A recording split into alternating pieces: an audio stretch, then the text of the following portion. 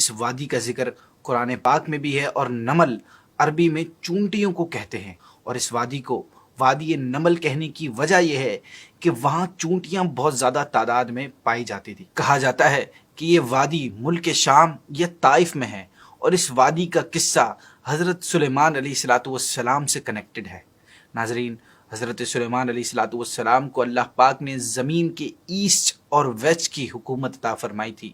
40 سال آپ علیہ السلام اس پر حکومت کرتے رہے، پھر اللہ پاک نے اپنی رحمت سے پوری دنیا کی حکومت آپ کو عطا فرما دی۔ جنات، انسان، شیطان، یہاں تک کہ پرندے، چوپائے، درندے، ہر ایک چیز پر آپ علیہ السلام کی حکومت تھی، اور اللہ پاک نے آپ کو یہ خصوصیت عطا فرمائی تھی، یہ آپ کو ایک فضیلت عطا فرمائی تھی کہ آپ ہر ایک کی زبان سمجھتے تھے، انڈرسٹینڈ کرتے تھے۔ آپ علیہ السلام کا سفر بڑا انٹرسٹنگ اور دیکھنے والا ہوتا۔ جب آپ کسی سفر پر تشریف لے جاتے تو پہلے جنوں، انسانوں اور پرندوں وغیرہ کے لشکروں کو جمع کیا جاتا تھا، پھر وہ سارے لشکر پہلے ایک جگہ سیکونس سے روکے جاتے تھے، پھر وہ سب ایک ساتھ چلتے تھے۔ حضرت سلیمان علیہ السلام کا لشکر جب چلتا تھا تو وہ 300 میل کی جگہ کور کرتا تھا۔ 300 میل کو آپ اس طرح انڈرسٹینڈ کریں کہ اگر 50 کی سپیڈ پر ایک گاڑی چلتی ہے تو اسے 10 گھنٹے لگتے ہیں 300 میل کے ایریا کو، اس ڈسٹنس کو کور کرنے کے لیے۔ اتنا بڑا لشکر ہوتا تھا۔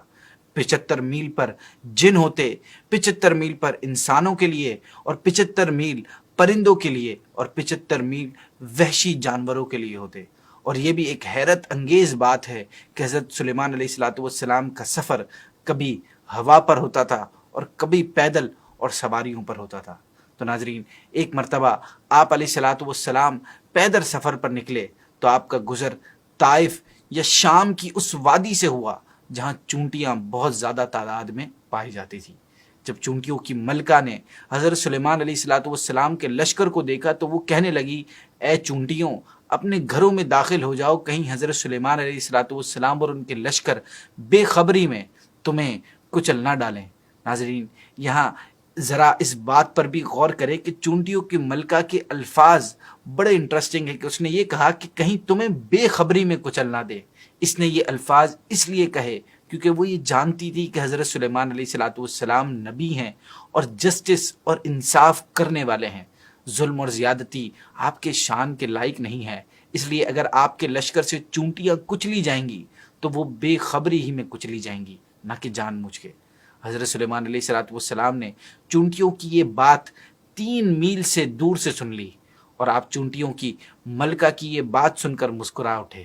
پھر جب آپ وادی نمل یعنی ان چونٹیوں کی وادی کے قریب پہنچے تو آپ علیہ السلام نے اپنے لشکر کو وہیں رکنے کا حکم دیا، یہاں تک کہ چونٹیاں اپنے گھروں میں داخل ہو گئی۔ یہاں آپ کو اس چونٹی کے بارے میں بتاتے ہیں کہ حضرت وہب رضی اللہ تعالیٰ عنہ نے ذکر کیا ہے کہ اس چونٹی کا نام جرسا تھا، اور یہ چونٹی قبیلہ بنو شعبان سے تعلق رکھتی تھی، اور حیران کن بات یہ تھی کہ یہ چونٹی لنگڑی اور فیمیل تھی۔ مگر انٹرسٹنگ بات یہ ہے کہ یہ چونٹی عام چونٹیوں کی طرح چھوٹی نہیں تھی، بلکہ یہ بھیڑیے جتنی تھی۔ اتنی دور سے چونٹی کی بات سن بھی لی آپ نے اور سمجھ بھی لی، اس پر آپ مسکرا اٹھے اور اللہ پاک کا شکر ادا کیا اور فرمایا، ان اشکر نعمتک التی انعمت علی وعلی والدی وان اعمل صالحا ترضاہ وادخلنی برحمتک فی عبادک الصالحین۔